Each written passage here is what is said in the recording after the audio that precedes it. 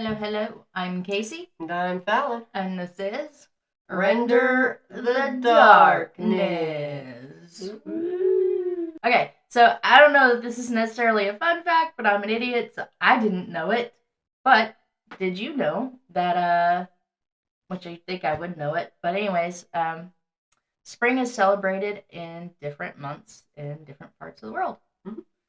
I would assume that that's probably true since, time changes and weather changes and whatnots. But anyway, in the US, ours always begins in late March, and in other parts of the world, like New Zealand and Australia, they usually celebrate spring from like September to November. Then you have places like Japan, who their spring doesn't start until the cherry blossom trees begin to bloom. Ooh.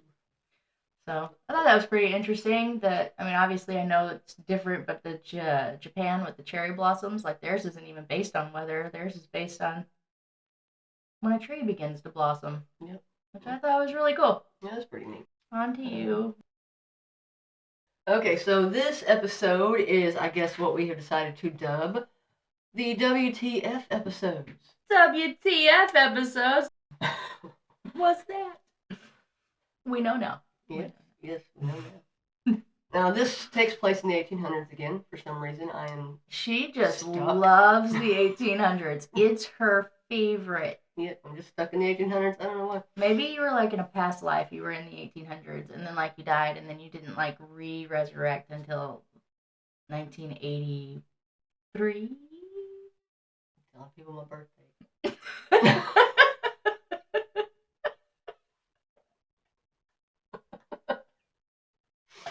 A wiser person would be like, "No, you fool! In 1979."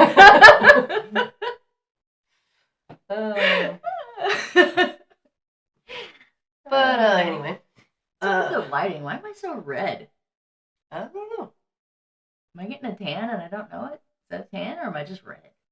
Either that or I'm starting to get super, Or you're pale. Yeah. Are you anemic? I do have very low ferritin. Well, maybe it's not me. Maybe it's you. I don't know. I mean, I still think I look the same. Hey, we didn't do this on purpose, but we're both in gray. Oh, yeah. Look at that. We hardly ever are in the same color. And we even almost have kind of the same color pattern going on at the... Yeah. I missed. We're so off. Sorry. But anyway. I didn't need that 5 minutes of your life, did you? It's one of them episodes, you know. Now, if you remember in the Hammersmith ghost murder that we did, I mentioned that the ghost lost its presence when the first sighting of Spring Hill Jack happened in 1837.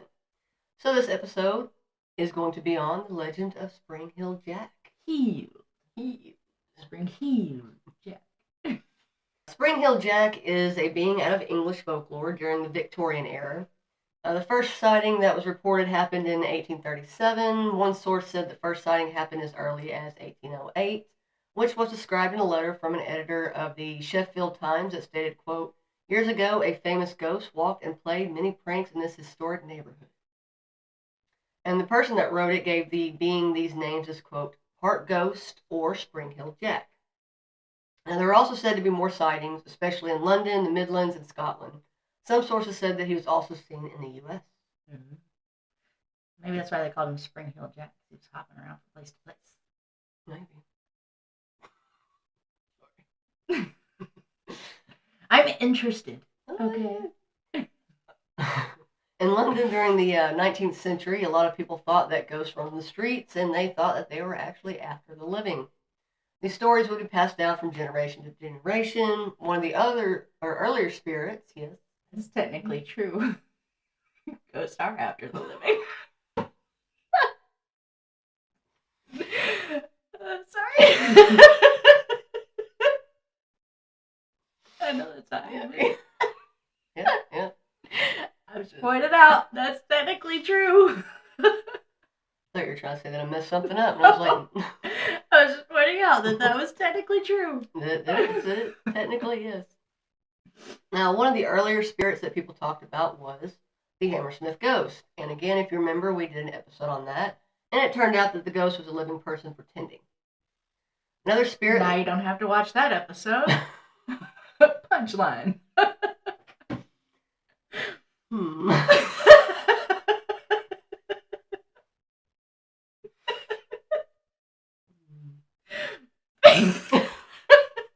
Sorry. Uh, All we done. so, you gotta get darker, man. I'm so red. I look Yeah, so off no, I'm color. the same color as I normally am, so Why am I so red? Like I'm almost as red as the recording bar. I don't know. All right, anyway. It may just be the lighting and how dark it is in here. It does look a lot darker in here than normal, doesn't it? Yeah, it does. Maybe? It's probably because it's really cloudy and rainy outside. Oh, maybe things that make sense. All right, back to your story. Okay. Another spirit that seemed to attack people at night was the Southampton ghost, which they said to be 10 feet tall. In one source, it says that the first sighting was from a man who was going home late at night when he seen a figure that looked like a man jump over the high railing of Barnes Cemetery. The being landed right in front of him, but fortunately it didn't attack him. He would describe it as, quote, muscular man of devilish features. And he would say it had large spiky ears, pointing nose, and bulging eyes that glowed. And pretty much all the sources that I got my information from talked about an encounter that Paul Adams and two of her friends had. They were attacked by something that had metal-tipped fingers, and it scratched Paul, oh my gosh. I don't know what happened there. In the stomach before disappearing into the darkness.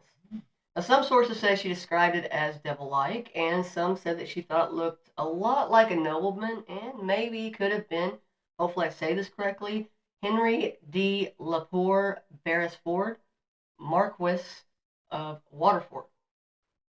Hopefully I said that correctly. Now, another side... Marquis. Marquis? Marquis? Not Marquis. Marquis? I think the S is silent. So the IS is silent? Mm-hmm. Okay. Well, Marquis. Isn't that funner?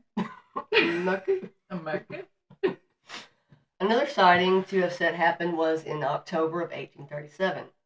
Now, some sources said that the woman's name was Mary Stevens, and some that said that it actually happened close to her house. But a woman was walking to Lavender Hill, and when she was close to Clapham Common, she was attacked by something. She would say that it was able to trap her in its arms and scratch at her with its hands that were like claws, and she would say that they were, quote, cold and clammy as those of a corpse. Terrified of what was happening to her, she screamed as loud as she could, getting the attention of some of the people that were close by, and they came running to her aid, sending her attacker into the darkness once again. On January 9th, 1838, the Lord Mayor of London, Sir John Cohen, started to discuss the different reports that were being sent to him. He thought that many of the stories were over-dramatized, but he did let people see one letter that he received, and it stated, quote, which I thought this was kind of interesting, the way they talked back then. Mm-hmm. I love the way they talk back then. You do too. That's why you do so many cases. Yeah, I really think that's why. It says that it appears that some individuals of, as the writer believes, the highest rank of life, have laid a wager with a mischievous and foolhardy companion, that he durst not take upon himself the task of visiting many of the villages near London in 3 different disguises. Red. What? Mm. What? Oh, I thought you said red. I said Fred. Oh, Fred.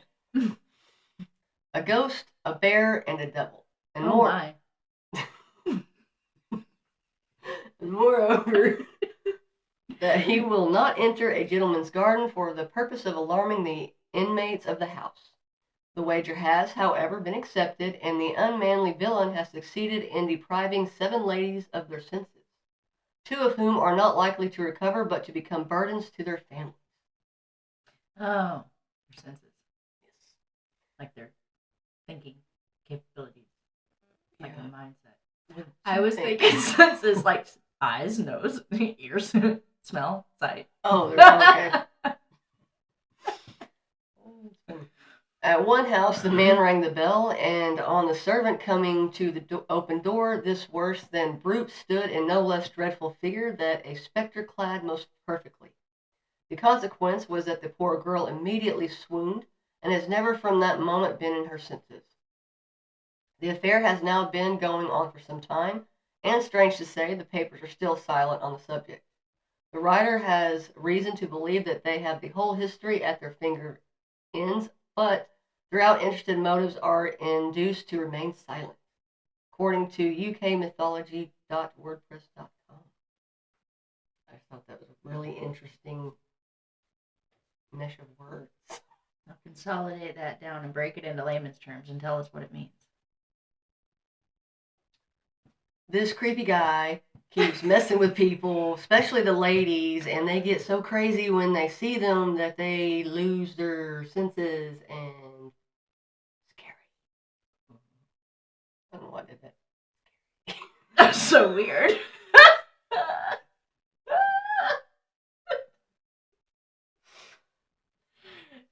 Like I said, one of the episodes. I wish you were facing that way.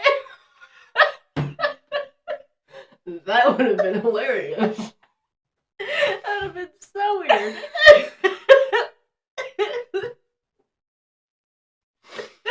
Okay. Now, like I said before, there were a lot of different stories about what people thought Spring Hill Jack was.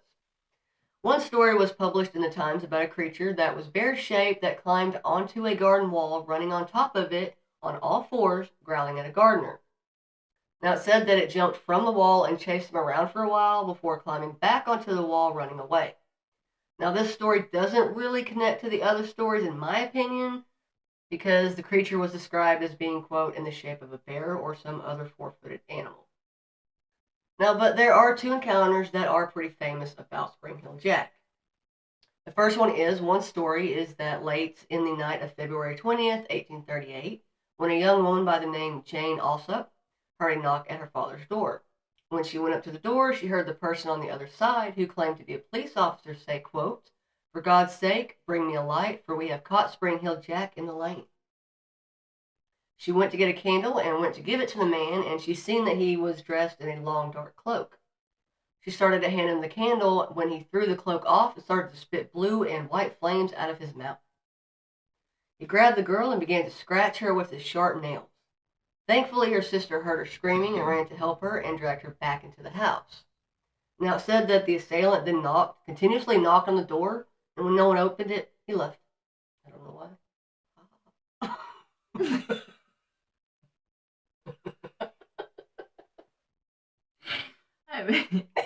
I was envisioning something there.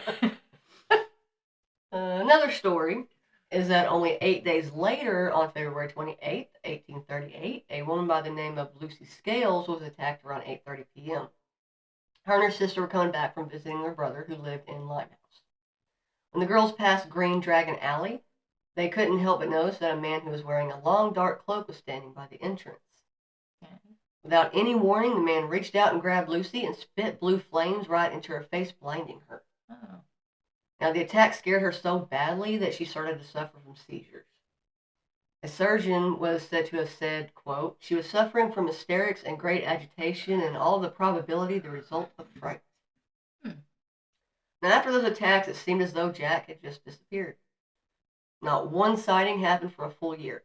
Now, after that year, people started to report sightings again, but they didn't happen very often.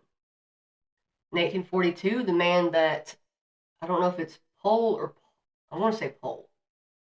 Adams thought that, Pole Adams thought could have been Jack. How did you say it? Marquis of Waterford got married and moved to Ireland and was said to have lived a great life. Now, he lived to be in his late 60s and passed away in 1859, so being the main suspect for the crimes, you would think that the sightings would have stopped, right? Mm-hmm. Well, apparently Jack became more of a nuisance. Uh-oh. Yeah. He started to, I'm sorry, I just kind of started laughing at this. I'm probably going to do it again, and if it offends anybody, I'm really sorry. He started to slap the face of soldiers and jump in their shelters and take off again.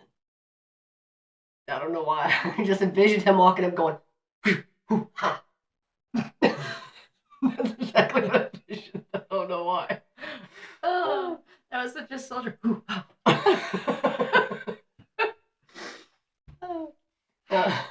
People started to shoot at him and tried to get him by setting traps, but Jack would just laugh at their efforts in a very demonic voice and run away. In 1904, people would see Jack running around rooftops and jumping from building to building. They say that he then just vanished from England. As Jacks do. Yes. See what I did there? Mm-hmm. What? I didn't catch that. What? What? I can only cough so clearly. The Reaper. Oh, gotcha. I got it that time. It's also said that he had gotten really famous in the United States. He would visit Louisville, Kentucky in July of 1880, and he was said to try and rip at the clothes of women, and he had flames coming from a blue light on his chest. He was seen many times in Cape Cod, Massachusetts between 1938 and 1945, and was said to have spit flames from his mouth.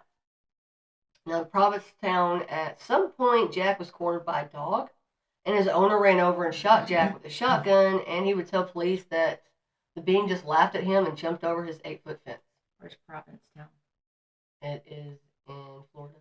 I believe it's Massachusetts, isn't it?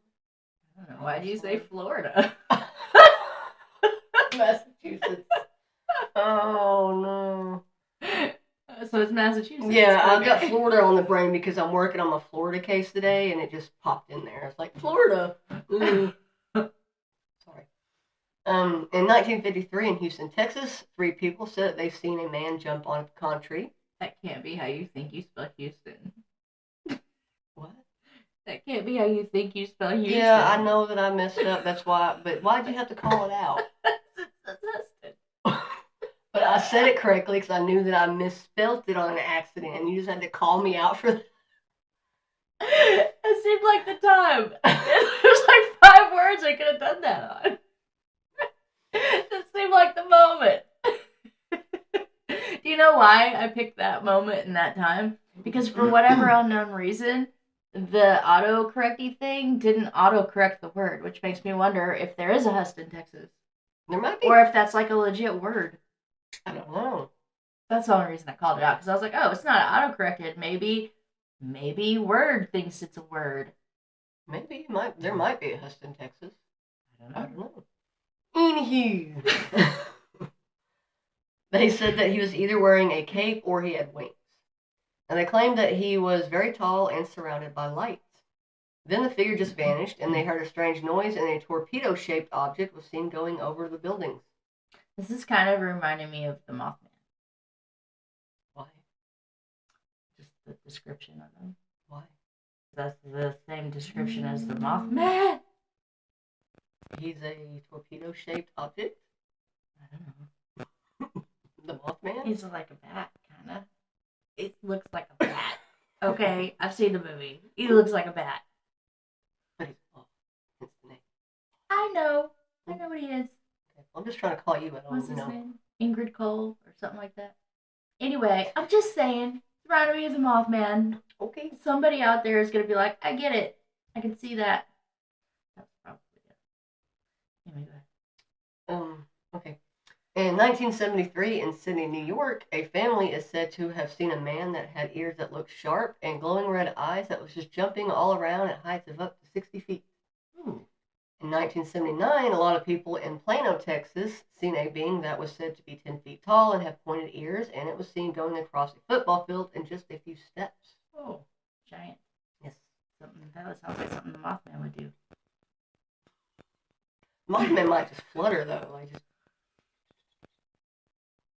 It's definitely a Jeepers Creepers kind of thing going on.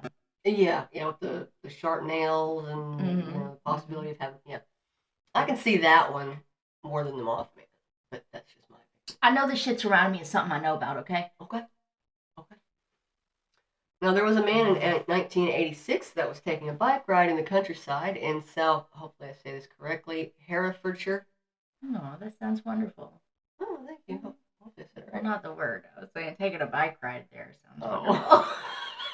I mean, the word is nice too, but I No, usually the say word words doesn't sound good. The word sounds nice too, but I don't usually say words sound wonderful. Well, I mean, it's a What different a type. wonderful word. Herefordshire? Yeah. Anyway, when he noticed something moving to his left, now he was surprised to see someone jumping over a row of trees. The man came down to him, slapped him so hard across the face it knocked him to the ground, and the evidence of the attack stayed on his face forever. Ooh. Now, no one has ever been identified as Spring Hill Jack, and some say that he could have been a result of mass hysteria. Some say that it was a real person, and over the years that there were copycats. Now, others say that he could be an extraterrestrial or a demon that was summoned here by accident. What do you think? Oh, that's confusing. Are you asking me or them? All of Well, I think that it's definitely not the mass hysteria because, for one, it happened for way too many years and way too many different places for them to all see and believe the same thing. you. Right. So I'm going to go ahead and knock that theory off the board. Okay. As far as people thinking that it's a real person, I don't know. Because you got some people whose experience with the said Jack was getting slapped in the face, which a real person could do. Yeah. But then you have all the other stories where it's like they split blue and white flames at me and scratched me with metal tipped fingernails, which I guess technically the metal tipped fingernails person could wear That that. could be like Freddy. But the blue and white flames are a little inexplainable. Yeah, and like so maybe for the people who only got slapped in the face, maybe those were real people trying to copycat. But then the ones who experienced the blue and white flames, those were legit run-ins with whatever Jeepers Creepers guy this is. It could be. This is Jeepers Cole. Mm. This is like if Jeepers Creepers and the Mothman had a baby. It would be Spring Hill Jack. Okay. Interesting theory there. Yeah, that's my theory. What's y'all's theory? Yeah, tell us. What do y'all think? I'm interested in Spring Hill Jack's opinions. Yeah. And your opinions. I want his and your opinions. The Spring Hill Jack is his opinion. Come on. I'm going to be like, Come okay, on, so he's Spring going Hill to Jack. be one of these two if he's going to be like, hey, I'm Spring Hill Jack, and this is Come what's on, Spring really Hill Jack. happening. Message us. Let us know what's going on here. Yes, tell us. Tell us what you're doing. Where are you from? What are your plans? How long you been here? Yeah. What's up, bud? Do you have any kids? Yeah, don't scratch me. Are you married? Yeah, what do you Do got you going like on? dogs? What's your career? Mm. What do you do in the daytime? Mm. But yep, that's the story of Spring Hill Jack. Yeah, that was fun. Yeah, I liked it. I thought that was pretty cute. That was interesting, and thank you for keeping your word and doing the Spring Hill Jack case as you said you would. Yes, I said Look at I you. did, and I did it. Being all noble, keeping your word and shit. Yeah, it. Sometimes it's gonna take me time. I mean, I still plan on doing the crescent, like even after we do. Which I'm wondering if I should do it with the video or the after the live stream that we plan on doing. Mm-hmm. Like, I wonder if I should do it like that week. Why don't we do it while we do the live? That could be how we start the live. We can, initiate it with saying this is where we're at, this is what we're doing, and then while we're waiting to see if anything happens, because you're staying the night in the hotel rooms, you're gonna have plenty of time to kill.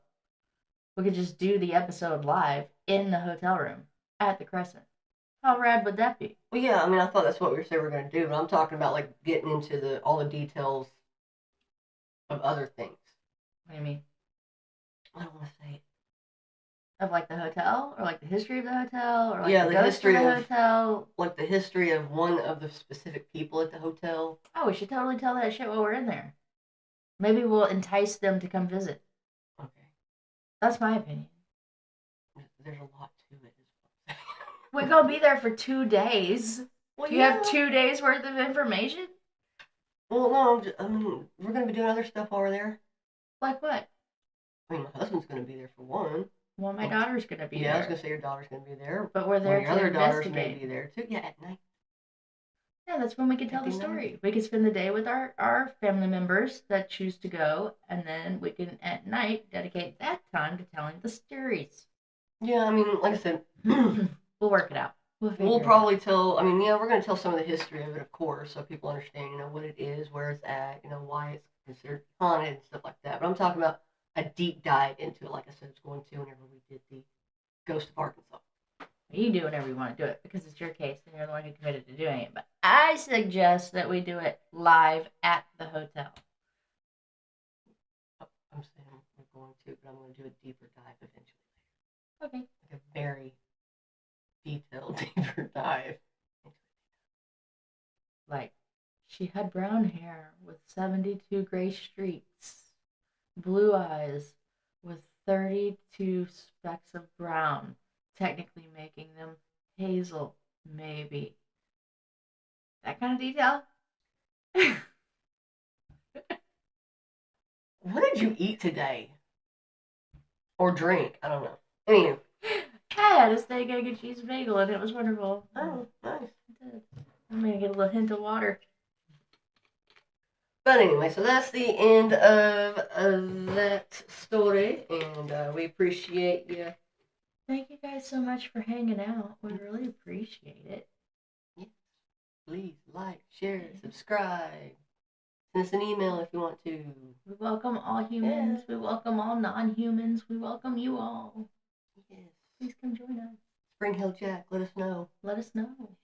We're waiting on you, bud. Yeah. Other than that, we are Render the Darkness.